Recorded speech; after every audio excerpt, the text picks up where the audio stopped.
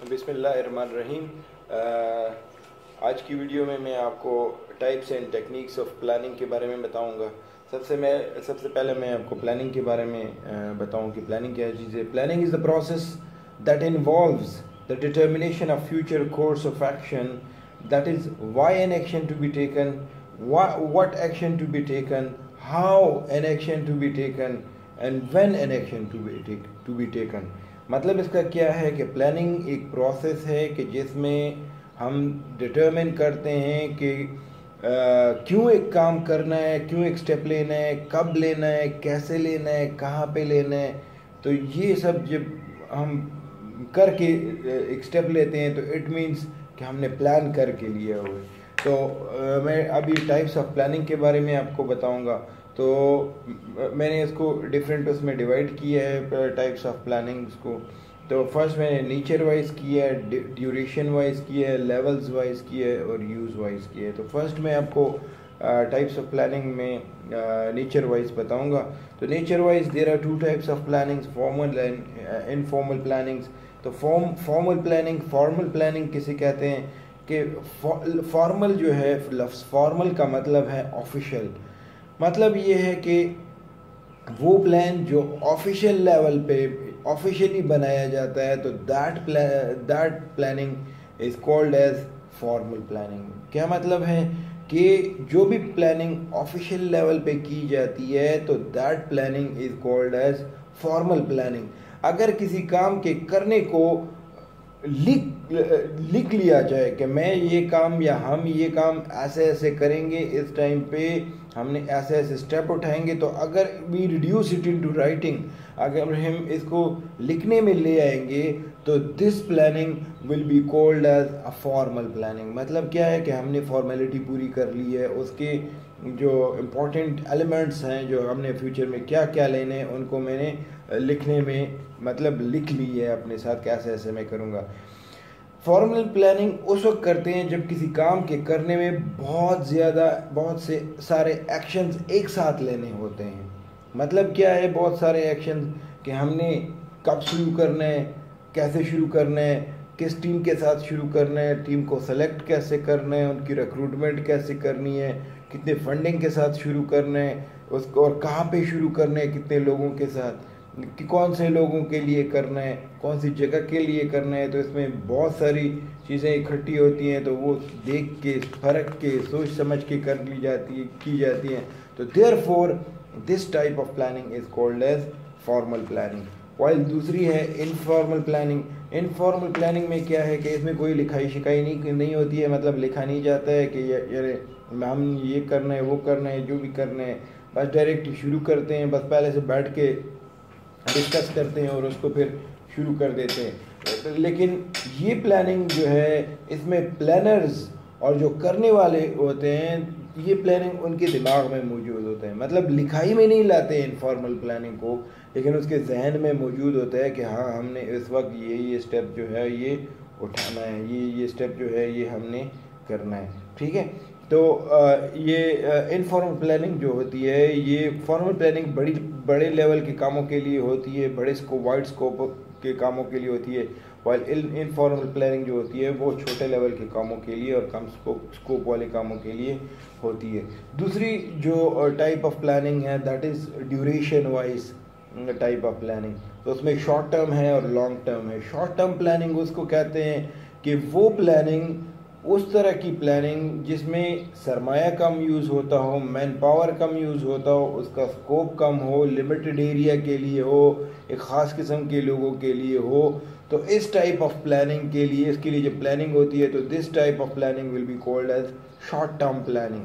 While long term planning क्या होती है कि जिसमें सरमाया ज़्यादा यूज़ होता हो, अनलिमिटेड एरिया के लिए हो, अनलिमिटेड लोगों के लिए हो, अनलिमिटेड उमूर के लिए, कामों के लिए हो। तो that type of planning will be called as what, long term planning. फिर उसके बाद लेवल्स ऑफ मैनेजमेंट है, उसके लिहाज से प्लानिंग जो होती है, एक होती है स्ट्रेटेजिक प्लानिंग। तो स्ट्रेटेजिक प्लानिंग जो होती है ये हमेशा top management, top level management जो करती है, मतलब किसी ऑफिस का प्रेसिडेंट, कंपनी का प्रेसिडेंट होता है, उसका सीईओ होता है, chief executive officer, vice presidents वगैरह, जनरल मैनेजर्स वगैरह जो प्लानिंग करते हैं, तो that type of planning is called as the strategic planning. ये हमेशा स्ट्रेटेजिक प्लानिंग हमेशा टॉप मैनेजमेंट करती है। इस किस्म की प्लानिंग में ऑर्गेनाइजेशन के ऑब्जेक्टिव्स, पॉलिसीज़ और उनको और ऑब्जेक्टिव्स को हासिल करने के लिए पॉलिसीज़ को बनाना, और फिर उन ऑब्जेक्टिव्स को सही तरीके से हासिल करने के लिए स्ट्रेटजीज़ को बनाना जो है ये शामिल होता है। ये स्ट्रेटेजिक प्लानिंग जो होता है ये एक लॉन्ग रेंज प्लानिंग होती है और ये ज़्यादा मुद्दत के लिए होती है। इस तरह एक होती है intermediate level planning. Intermediate level planning क्या होती है कि ये प्लानिंग स्ट्रेटेजिक लेवल उस प्लानिंग जो टॉप मैनेजमेंट ने बनाई होती है उसी प्लानिंग को पॉलिश करने के लिए होती है। क्या मतलब है? इंटरमीडिएट प्लानिंग जो होती है ये स्ट्रेटेजिक लेवल की जो प्लानिंग थी जो कि टॉप मैनेजमेंट ने बनाई थी, उसको उस प्लानिंग को पॉलिश करने के लिए जो प्लानिंग होती है that is called as intermediate planning. ये दूसरे दर्जे के ऑफिसर्स वरना लाइक मैनेजर्स वगैरह करते हैं। ये क्या करते हैं कि उसमें अगर कोई स्ट्रेटेजिक लेवल में कोई लेवल प्लानिंग में कोई फ्लॉ रह गया है तो उसको ख़त्म करने के लिए जो प्लानिंग की जाती है, उनको पॉलिश करने के लिए, उनको और अच्छा करने के लिए, ताकि ऑर्गेनाइजेशन के एम्स एंड ऑब्जेक्ट जो है वो सही तरीके से अचीव हों, तो दैट टाइप उसको जो प्लानिंग उसके लिए यूज़ होती है तो that is called as intermediate level planning होती है। ठीक है। फिर इसमें क्या होता है, इस किस्म की प्लानिंग में क्या होता है, दूसरे दर्जे के ऑफिसर्स इसको करते हैं। ठीक है।